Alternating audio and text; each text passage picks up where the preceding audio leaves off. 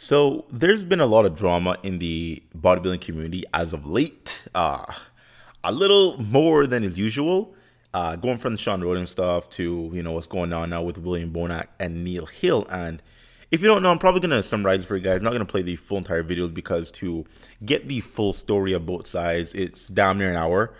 So to spare you guys all that time, I will do my best to summarize it for you and kind of go with both sides and kind of give my opinion at the end of it.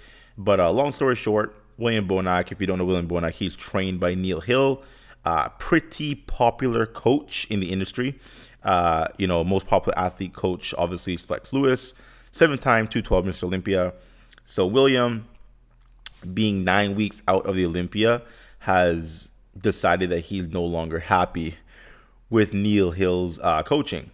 Thus, when Instagram made this whole, I think it was 10-12 minutes live total, a couple individual videos that's compressed into just one, about how unhappy he is in certain points, and the fact that Neil Hill just takes 40% of his earnings, which is 40% is a lot, because with William, he's one of the higher caliber athletes out there in the IFBB circuit. He does collect a big chunk of the prize money because he's now he's placing really, really high and also winning shows. He won the Arnold last year. He came third in the Olympia. He is probably now a consistent top 5 guy in the Olympia, meaning he'll get around 50K plus, from the Olympia show. Winning the Arnold, I think Arnold gives you around 140K. So Neil Hill taking 40% of that is really insane. But Neil did make a video kind of defending himself and giving certain points and, bringing more truth to the situation. Now, William did say a lot of certain things. For example, going back to the whole 40%. So William said Neil is taking 40% of his earnings and bonus. Now, Neil came back saying that's not true. It's only 20%. Now, between 20 and 40%, that's a massive jump. Like, that's a whole 20% just not even there that William is pocketing. So William might have said certain things in this that just weren't true. He probably said certain things this to just kind of make himself look a bit better and make Neil look worse. Not saying that Neil is right in the situation at all, because I'll get to that a little later on. But Neil is taking 40% if you want to say total, because 2020, 20 plus 20 is obviously 40, but it's a different 20% of a different cut. And then obviously the prize money is a different 20% of the bonus. Like, it is not 40% of the actual earnings. And once again, this man coming in top 3 at the Olympia, I think top 3, you get, is that $75,000? I think coming third is 75, coming second is like 130, and then coming first is obviously the big 400K. Now, Williams probably thinking, oh, this is my Olympia to win. No Sean Roden, no Phil Heath, nobody. I want to win this Olympia, and I could probably do it. And if I win, I'll get that big 400K. But wait, I got to give a percentage of that. Are you drunk? Nah, I'm going to cut ties right now. So this probably was a big money decision for him, to be very honest. And this is probably money driven.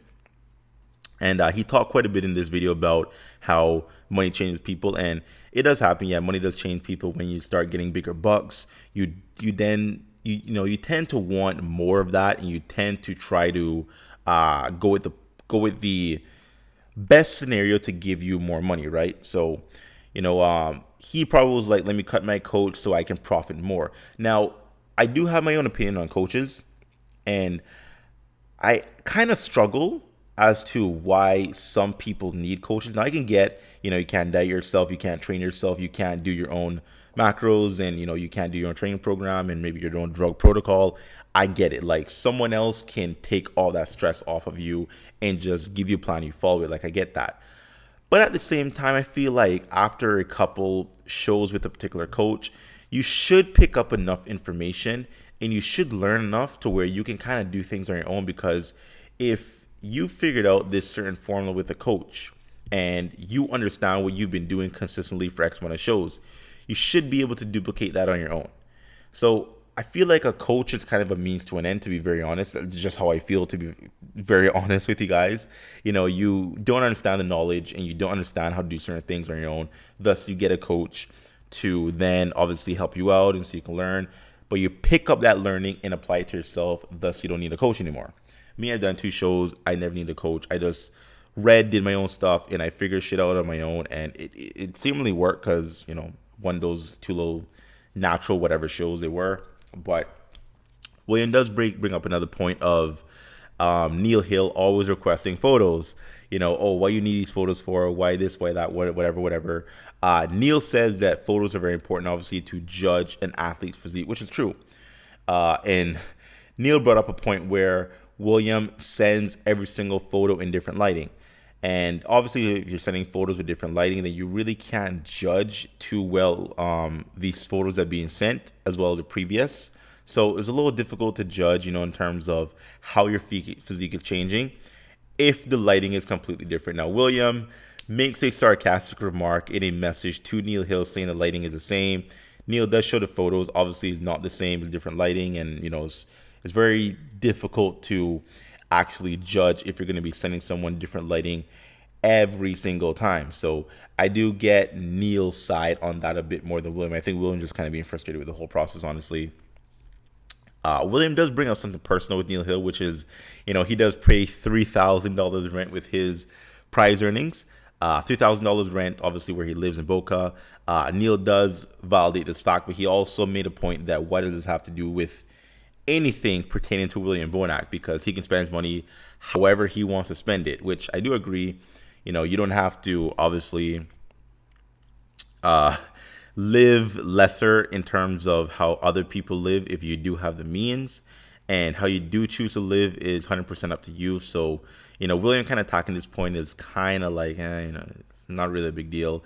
But Neil does bring up the fact that William does smoke hash and all this stuff, so he spends money on things he shouldn't be spending money on, which if he didn't, he'd probably save more money. And, William does go on to show his apartment, which I think is a really decent apartment. I mean, I live in a 2-story apartment. William lives in a 3-story apartment, so I'm not sure why he's knocking where he lives. Neil did bring up the fact that William used to live in a car. So going from living out of a car to being in a 3-story apartment, that is, bro, I'm going to take that. I would take that, bro. You're coming from nothing and getting something, bro. That's insane. But, long story short in all this, is purely money focused in my opinion. And Neil does say this really cliche line that I have difficulty understanding sometimes. He pretty much says it's not about the money. I genuinely want William to work really hard to win the Olympia. I see William's potential. I see how great William can be as a bodybuilder, and I just want the best for him. It's not about the money.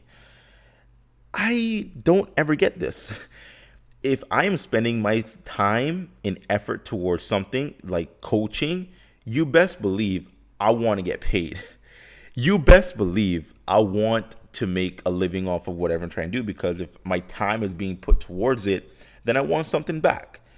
It isn't maybe all about the money, because if I'm coaching, I do want to make sure people are coming in good for the shows, losing body weight, following the program, making sure they're getting the results that they paid me for. I definitely want to make sure that is a thing, but that is almost secondary to my own livelihood and my own benefit in a way. I mean, it has to be about the money. Otherwise, you just do it for free. And if you did it for free, you wouldn't be able to live and pay your bills and obviously do things you do day to day. So when people say it's not about the money when they do a certain service, I just don't get it.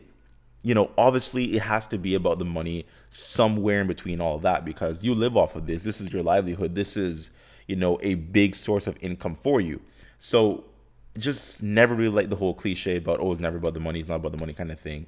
If you're spending your time, once again, it has to be about the money, even a little bit, even slightly kind of thing. Like, it just kind of has to be, because you don't want to be wasting your time doing nothing, right? You just don't want to, unless you're doing for charity or whatever. That's a little different. I'm not talking about charity, or if you're just in love with what you do. Okay, I get that, but this isn't what we're talking about. Now, I do want to go to Sergio Oliva's Instagram page, because the cut that Neil Hill takes, although it's only 20% earnings and 20% bonus, I feel like Sergio does provide a good insight to another athlete who does have a coach, namely Chris Aceto, and how much he has to pay Chris Aceto. Now, he doesn't say the actual dollar figure amount, but it is apparently a lot less, in comparison to Sergio Oliva's post. Shout out to Sergio, by the way. I love him as a bodybuilder. Really cool, awesome bodybuilder. Anyway, so he makes a little funny thing here, so I'm going to read up for you guys. Some of the craziness going on. Let me get rid of that. Some of the craziness going on in this sport as of late. I like people to know that Chris Lucido charges me for every single phone call, $1 per text. I have to pay him tax on my placings and a surcharge for every room visit.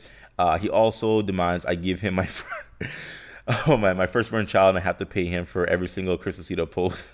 Oh man, Sergio Oliva is definitely a character. He definitely loves to have fun with certain things. But anyway, so now the serious part. Let me scroll down a little bit so I can get the full text for you guys. In all seriousness, I guess we really don't appreciate things until you hear about other people's lives. Aceto doesn't take 40% or 20% or any percent of a winner's of winning or bonuses or any money for that matter from any of the clients, including Mr. Olympia. He literally charged everyone the same and gives everyone the same time, priority.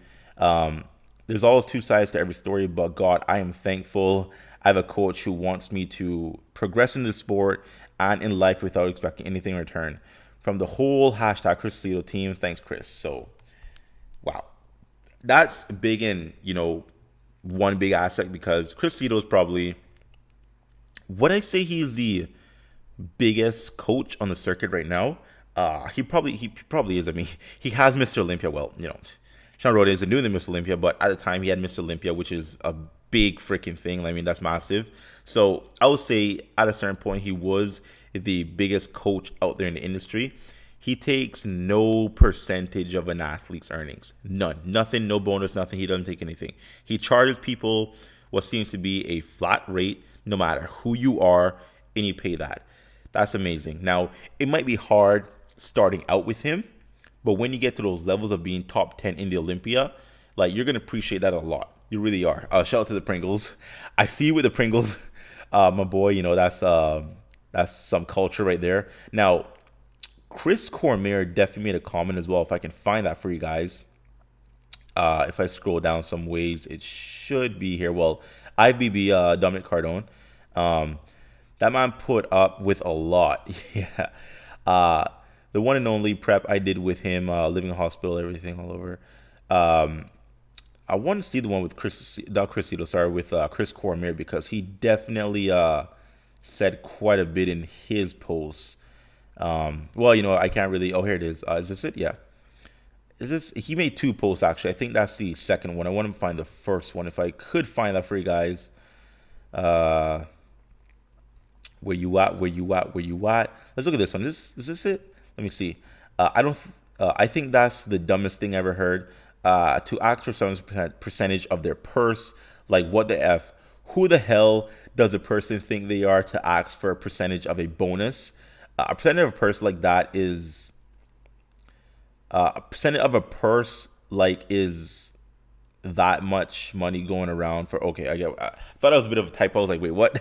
Okay, money going around for a bodybuilder that's risking their life, that's pumping the weight, doing the diet, stressing out on the way for competition. Okay, a little worded, a little funny there. There's food and Neil needs a check. Yep. So Chris is pretty much saying that, bodybuilders don't make that much money at all. So for a coach to take a percentage of their earnings, being 20, 40%, whatever, that's kind of insane, because once again, when you get up to numbers of coming in top 3 in the Olympia, 75K, I'm not really good on the math of that, but I think, 20% of 75K was at like 15 grand. It's about 15, 18 grand, something like that. So 20 grand, no, around the 15, 18 grand range. That's a lot of money. That's a lot of money taken from the guy's initial 75 grand right there. So, that money can definitely go towards a couple months of rent, could go towards, a decent car, that can go towards a couple things. So, I feel like the percentage being taken on Neil's part is still high, even though 20%, when you get up to William Bonac's, top 3 placings, winning the Arnold, like, that's a lot. William does also make a point that Neil Hill talks trash about some of his clients, namely Flex Lewis. He kind of hints at that. And Neil's reply is that, him and Flex have had a rock relationship and this and this and this and whatever. And, over the years, him and Flex have had a hard time with certain things. And, I get it. You might want to vent your frustrations, kind of go to someone so that they can hear your difficulty to maybe kind of give you some advice. In that situation, okay, I get you. Like, you have difficulty, you want to talk about it. But to just air someone's baggage out there, I don't feel like that's the most appropriate thing to do. All in all, I don't feel like this whole thing should have been handled on Instagram. I feel like it's great for the fans looking in. It's great for content creators, obviously, because we can make content on it. But overall, things like this should really be handled, in my opinion, kind of off camera. Kind of behind closed doors, kind of over the phone, and it's kind of more in a professional manner. Neil was very professional in his reply to William, but I feel like he kind of gave us the more nice guy approach, and I feel like he was honest in everything he said. But at the same time, taking that much percentage, even 20% of an athlete's purse, when you're Williams' caliber of an athlete, making that kind of money off of prize money, it is still quite a bit, man. Like 20% is still quite a bit. So I do understand Williams' frustration, especially going into this year's Olympia. You definitely want to, probably profit quite a bit, right? So you want to make sure that you are going to earn what you earn, because essentially all a coach is doing is literally looking at you, doing your meal plan, if you're taking drugs, your drug protocol. He's kind of looking at pictures every single week and kind of saying, okay, this and this and this, change this, or change nothing. I don't want to say it's very little a coach has to do, but you can literally take like 30 minutes out of your day from, like 30 minutes an hour out of your day, out of the week, obviously, to respond to an athlete, to give him a new protocol, or to change nothing. Like, it's not a lot of time, to be very honest. So, I do agree that, you should get something for this service, but it shouldn't be 20% of the athlete's cut, because the athlete, the bodybuilder, is the one that's competing on stage, doing the diet, taking the supplements, definitely in the gym doing the workout, doing those 5 a.m. in the mornings on an empty stomach cardio. Like, that is some work. And you are freaking drunk if you think I'm going to give 20% of my earnings to anybody. You're drunk if I'm going to give any of my cut, any of my prize money earned to anybody. I'm going to give you a flat this and you help me out, and that's it. What I earn on stage is what I earn on stage. What I get from my sponsors or whoever is what I get. You're not going to get that. Are you drunk? So, just my 2 cents. Kind of want to just talk about real quick because it's kind of insane. It really is, but I hope you guys did enjoy the quick video. Did enjoy the video, make sure to leave a like, share, comment down below. If you have your own thoughts and opinions, leave it down below in the comment section. We could have a discussion about it. Sure, why not? So, hopefully I bring more videos to you guys. Hopefully we can keep this a bit more consistent. Just talking about more bodybuilding, just talking about more news, talking about, what's leading up to the Olympia, kind of giving you guys all that as well. So, hope you enjoyed it. Like, share, comment, like I said. I'll see you next time. Bye-bye.